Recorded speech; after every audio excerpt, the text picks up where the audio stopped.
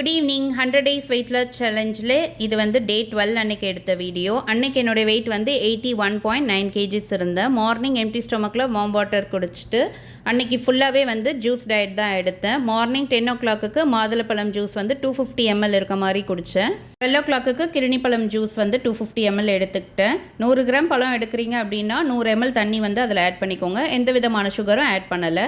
3 o'clock watermelon juice வந்து எடுத்துக்கிட்டேன். 6 o'clock சாத்துக்குடி ஜூஸ் வந்து குடிச்சிட்டு அன்றைக்கி டேவை வந்து ஃபினிஷ் பண்ணியாச்சு. நெக்ஸ்ட் டே 13 அன்றைக்கி என்னுடைய வெயிட் வந்து 81.3 கேஜிஸ் வந்து இருந்தேன். பிகாஸ் நேற்று லிக்விட் டயட் எடுத்ததுனால இன்றைக்கி வெயிட் வந்து 81.3 கேஜிஸ் காட்டுது. மார்னிங் எம்டி ஸ்டொமக்கில் வார்ம் வாட்டர் குடிச்சிட்டு 10:30 வந்து மாதுளப்பழம் ஜூஸ் தான் 250 ml வந்து எடுத்துக்கிட்டேன்.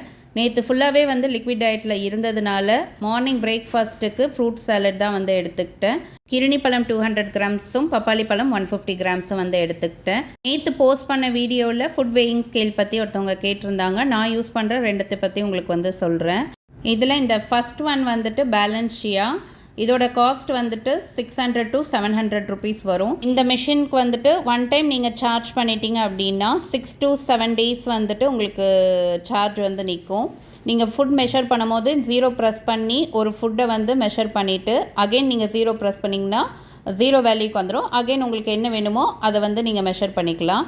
இது வந்து லாங் வேயோடது. இதோட காஸ்ட் வந்துட்டு 300 rupees வரும். இந்த மிஷினுக்கு வந்து சார்ஜர் கிடையாது, பேட்டரியில் தான் ஃபங்க்ஷன் ஆகுது. இங்கே 1 year ஆச்சு. இது வரைக்கும் நல்ல கண்டிஷனில் தான் இருக்குது.